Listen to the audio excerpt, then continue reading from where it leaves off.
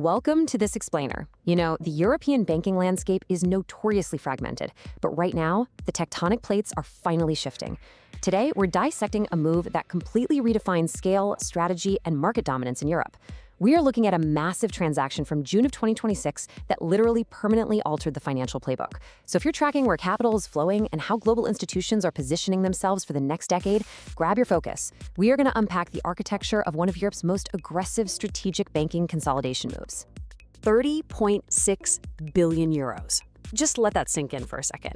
That is the staggering size of the unsolicited bid that Italy's banking giant Intesa Sanpaolo launched for Monte dei Paschi di Siena, or MPS as it's widely known.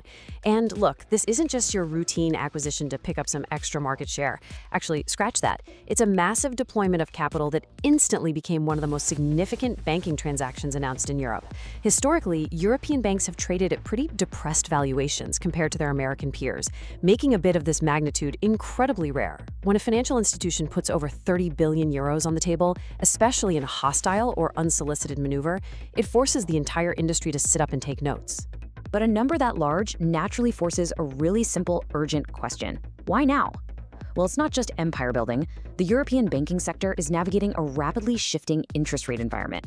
We're transitioning away from that era of zero interest policies into a landscape where operational efficiency absolutely dictates survival. In this environment, European banks are practically starving for three things: massive scale, ruthless efficiency, and stronger profitability.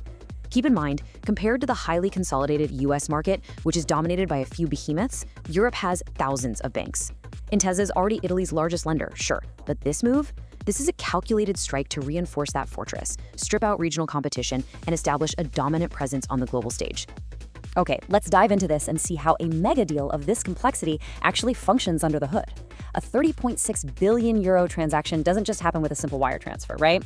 It requires a meticulously planned financial architecture. It has to be highly appealing to the shareholders of the target company while simultaneously protecting the buyer's balance sheet.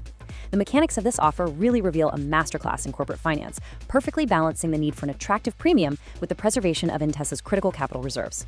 So, Intesa isn't just handing over a giant check to the shareholders of Monte dei Paschi. Instead, under the terms of the offer, for every single MPS share held, shareholders receive 1.6 new shares of Intesa Sanpaolo, plus a nice little sweetener of €1 in straight cash. This hybrid structure is brilliant. It offers immediate liquidity through the cash component, which is absolutely vital for winning over those big institutional investors, while the stock swap allows MPS shareholders to ride the long-term upside of the newly formed megabank.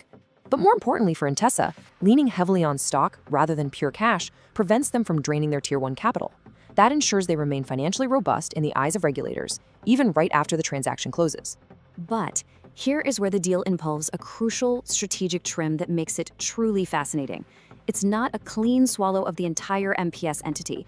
The insurance group Unipol is actually stepping in to acquire a carved-out segment. We're talking hundreds of physical branches and the actual MPS brand itself, and a side transaction valued between 3 billion and 3.5 billion euros. Intesa is essentially offloading the excess baggage up front. There are two huge advantages here. First, it ensures they only absorb the specific high-yield assets that drive their broader strategy. Second, and crucially, pre-selling these overlapping branches is a defensive masterstroke against antitrust regulators. I mean, they would likely block the deal completely if Intesa tried to monopolize certain Italian regions entirely.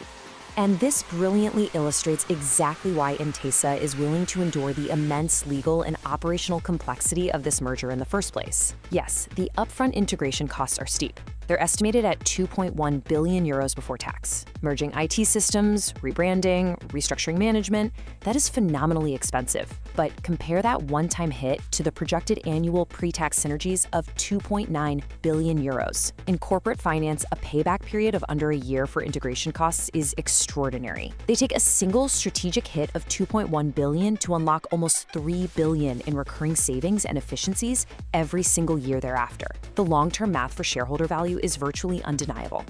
Now, an operation of this magnitude is a marathon, not a sprint.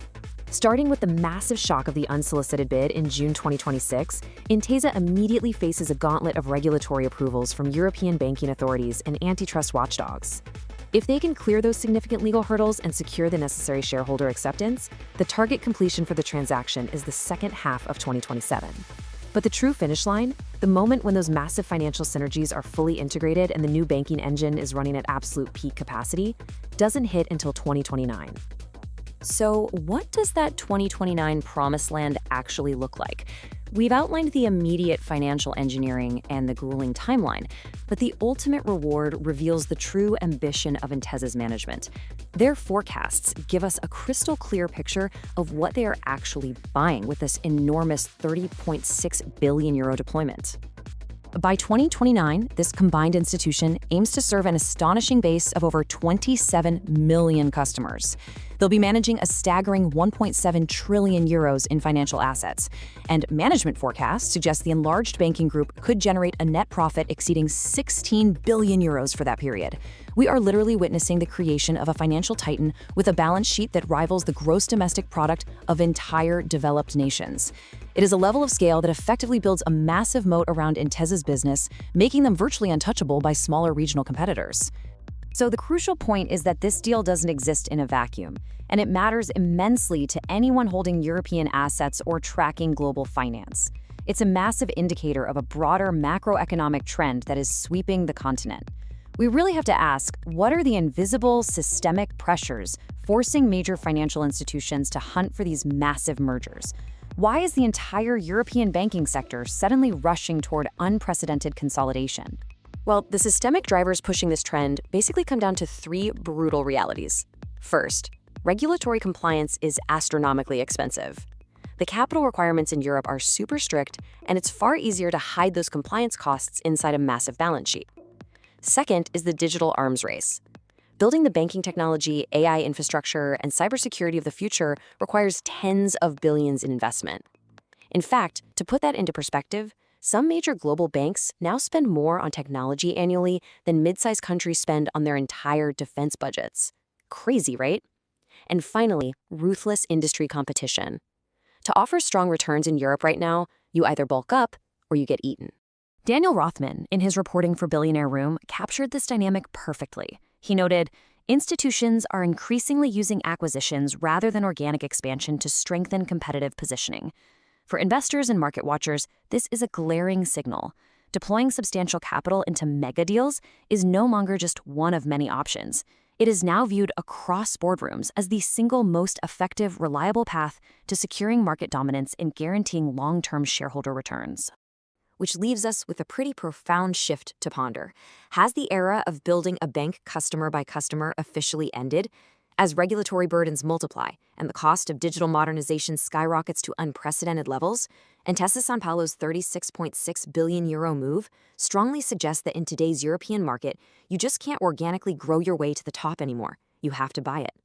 This evolution from organic expansion to aggressive consolidation will undoubtedly dictate the flow of global capital for the next decade. Thank you so much for joining this explainer. Until next time, take a really close look at the major players in your own portfolio. Who is the hunter and who is the prey?